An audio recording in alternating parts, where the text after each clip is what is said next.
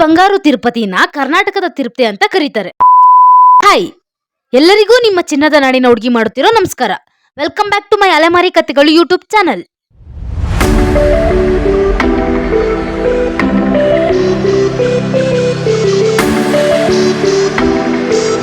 ಇನ್ನೊಂದು budget friendly devotional trip ಜೊತೆ ಬಂದಿದ್ದೇನೆ. ಇವತ್ತು ನಾನು ನಿಮ್ಗೆ ತೋರ್ಸಕ್ಕೆ ಹೊರಟಿರೋದು ಕರ್ನಾಟಕದ ತಿರುಪತಿ ಅಂದ್ರೆ ಬಂಗಾರು ತಿರುಪತಿ. ಬನ್ನಿ ಈ ದೇವಸ್ಥಾನದ ಇತಿಹಾಸ ಮತ್ತೆ ಹೆಂಗೆ ಹೋಗೋದು ಎಲ್ಲ ತಿಳ್ಕೊಳ್ಳೋಣ. ನೀವು ಎಲ್ಲಾದ್ರೂ ಇರಿ, ಕೋಲಾರ ಬಸ್ ಸ್ಟ್ಯಾಂಡ್ಗೆ ಬನ್ನಿ. ಇಲ್ಲಿಂದ ರೂಟ್ ಹೇಳ್ತೀನಿ. ನಾನು ಫಸ್ಟ್ ಕೋಲಾರ ಬಸ್ ಸ್ಟ್ಯಾಂಡ್ಗೆ ಬಂದೆ. ಇವಾಗ ಇಲ್ಲಿಂದ ಡೈರೆಕ್ಟ್ ಬಂಗಾರು ತಿರುಪತಿಗೆ ಬಸ್ ಇಲ್ಲ. ಇಲ್ಲಿಂದ ಬೇತ್ಮಂಗ್ಲಗೆ ಹೋಗಿ ಅಲ್ಲಿಂದ ಬಂಗಾರು ತಿರುಪತಿಗೆ ಹೋಗ್ಬೇಕು. ನೋಡಿ, ಅಲ್ಲಿ ಬೇತ್ಮಂಗ್ಲಕ್ಕೆ ಹೋಗೋ ಬಸ್ಸಸ್ ನಿಲ್ಸಿರ್ತವೆ. ಇವಾಗ ಇಲ್ಲಿ ಒಂದು ಖಾಲಿ ಬಸ್ ಇದೆ, ಬನ್ನಿ ಹೋಗುವ. ಬಸ್ ಹತ್ತಿ ಕೂತ್ಕೊಂಡೆ, ಇನ್ನು ಡ್ರೈವರೇ ಬಂದಿಲ್ಲ. ಡ್ರೈವರ್ ಬಂದಿಲ್ಲ ಅಂದ್ರೆ ಏನಂತೆ, ಕಂಡಕ್ಟರ್ ಬಂದು ಟಿಕೆಟ್ ಕೊಟ್ರು. ಇಲ್ಲಿಂದ ಬೇತ್ಮಂಗ್ಲಗೆ ಟಿಕೆಟ್ ಪ್ರೈಸ್ 35 ರೂಪೀಸ್ ಆಗುತ್ತೆ. ಮತ್ತೆ ಡ್ರೈವರ್ ಬಂದು ಗಾಡಿ ಸ್ಟಾರ್ಟ್ ಮಾಡಿ ಹೋಗ್ತಾವ್ರೆ. ಕೋಲಾರ ಬಿಟ್ಟಿದೀವಿ ಇವಾಗ. ಬಂಗಾರು ತಿರುಪತಿ ಇರೋದು ಗುಟ್ಟಹಳ್ಳಿಯಲ್ಲಿ. ಫಸ್ಟ್ ಬೇತ್ಮಂಗ್ಲಗೆ ಹೋಗೋಣ. ಇಲ್ಲಿಂದ ಬೇತ್ಮಂಗ್ಲಗೆ 30 ಕಿಲೋಮೀಟರ್ಸ್ ಇದೆ. ಮ್ಯಾಕ್ಸಿಮಮ್ 1 ಅವರ್ ಜರ್ನಿ ಆಗುತ್ತೆ.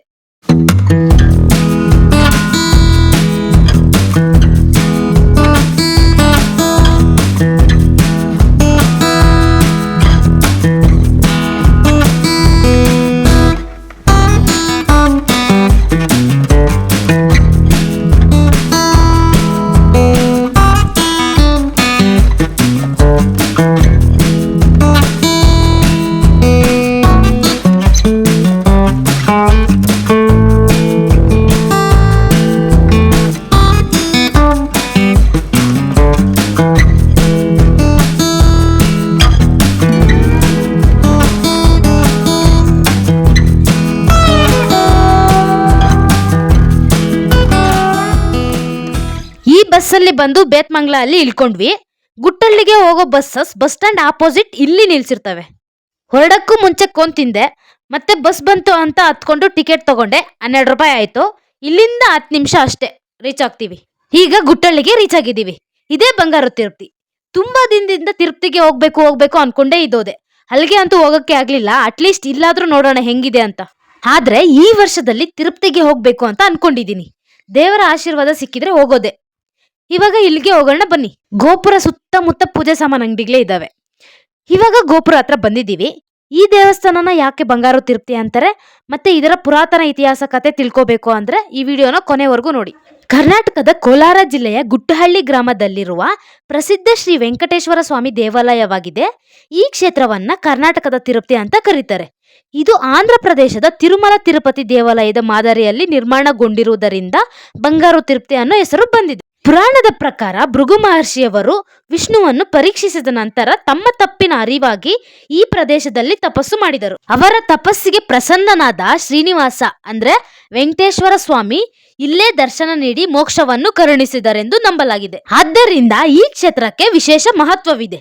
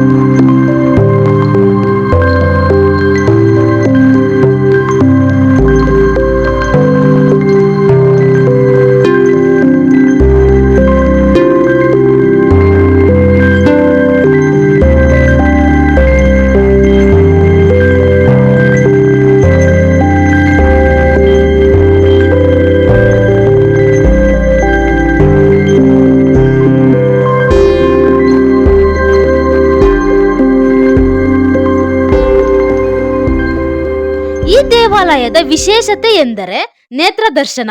ಭಕ್ತರು ಬಂದು ಸಣ್ಣ ಕಿಟಕಿಯ ಮೂಲಕ ಸ್ವಾಮಿಯ ದರ್ಶನ ಪಡೆಯುತ್ತಾರೆ. ಇಲ್ಲಿನ ಮುಖ್ಯ ದೇವಸ್ಥಾನದ ಗರ್ಭಗುಡಿಯಲ್ಲಿ ನೆಲೆಸಿರುವ ದೇವರನ್ನ ಏಕಾಂತ ಶ್ರೀನಿವಾಸ ಅಂತ ಕರೀತಾರೆ.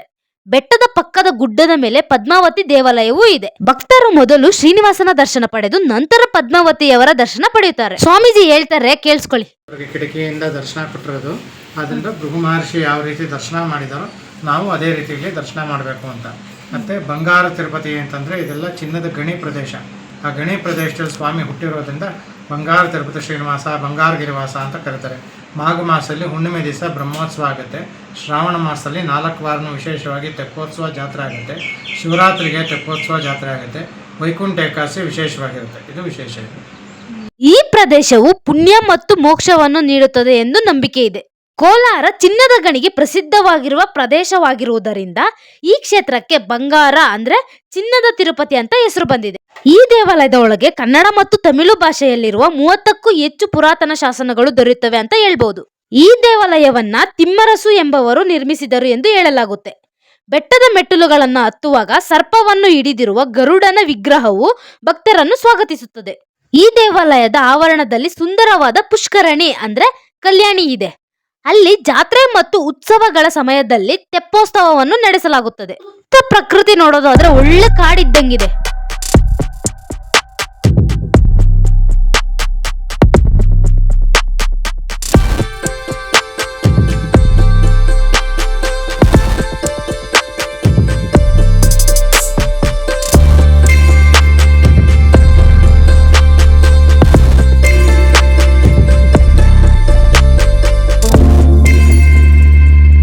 ಇಲ್ಲಿ ಕಲ್ಯಾಣ ಮಂಟಪನೂ ಇದೆ. ಕೋತಿಗಳು ಕಲ್ಯಾಣಿಯಲ್ಲಿ ಡೈವ್ ಹೊಡೆದು ಸ್ವಿಮ್ಮಿಂಗ್ ಮಾಡ್ತವೆ ನೋಡಿ. ಮತ್ತೆ ದೇವಸ್ಥಾನದವರೆಗೆ ಸ್ವಲ್ಪ ದೂರ ಹೋದ್ರೆ ಜಲಪಾತ ರೀತಿ ಪೇಂಟಿಂಗ್ ಮಾಡವ್ರೆ, ಸಖತ್ತಾಗಿದೆ ನೋಡೋದಿಕ್ಕೆ. ನಾ ಆವಾಗ್ಲೇ ಹೇಳ್ದೆ ಅಲ್ವಾ ಪದ್ಮಾವತಿ ದರ್ಶನ ಪಡಿತೀರಿ ಅಂತ. ಇವಾಗ ಮೆಟ್ಲತ್ಕೊಂಡು ಅಲ್ಲಿಗೆ ಹೋಗ್ತಿದೀವಿ. ಮತ್ತೆ ಪದ್ಮಾವತಿ ದರ್ಶನನೂ ಚೆನ್ನಾಗಾಯ್ತು. ಈ ಟ್ರಿಪ್ಗೆ ಹೋಗ್ಬೇಕು ಅಂದ್ರೆ 100 ರೂಪಾಯಿ ಇದ್ರೆ ಸಾಕು. ಮತ್ತೆ ಇದು ಬೆಂಗಳೂರಿಂದ 100 ಕಿಲೋಮೀಟರ್ ಅಷ್ಟೇ ಡಿಸ್ಟೆನ್ಸ್ ಇದೆ. ಬಂಗಾರು ತಿರುಪತಿಯ ದರ್ಶನ ಮಾಡಿ ತುಂಬಾನೇ ಖುಷಿ ಆಯ್ತು. ಬಟ್ ತಿರುಪತಿಗೆ ಹೋಗ್ಬೇಕು ಅಂತ ತುಂಬಾ ಆಸೆ ಇದೆ. ಯಾಕೆ ಹೋಗೋಕೆ ಆಗ್ತಿಲ್ಲ. ಈ ವರ್ಷದಲ್ಲಾದ್ರೂ ಲಾಗ್ ಆಗ್ತೀನಿ ಅಲ್ಲಿಗೆ ಹೋಗಿ. ಅದು ನಿಮ್ಮ ಸಪೋರ್ಟ್ ಮತ್ತೆ ದೇವರ ಆಶೀರ್ವಾದ ಇದ್ರೆ ಸಾಕು. ಈ ಚಾನಲ್ ನ ಇನ್ನೂ ಟಾಪ್ಗೆ ತಗೊಂಡೋಗ್ಬೇಕು ಅಂತ ಅನ್ಕೊಂಡಿದೀನಿ. ನೋಡುವ, ಆಗೋದೆಲ್ಲ ಒಳ್ಳೇದಿಕ್ಕೆ. ಸೊ ಗಾಯ್ಸ್, ಈ ವಿಡಿಯೋ ನಿಮ್ಗೆ ಇಷ್ಟ ಆಗಿದ್ರೆ ಲೈಕ್, ಶೇರ್ ಅಂಡ್ ಸಬ್ಸ್ಕ್ರೈಬ್ ಮಾಡಿ. Thanks for watching. ಸಿಗುವ ಮತ್ತೆ. ಬಾಯ್.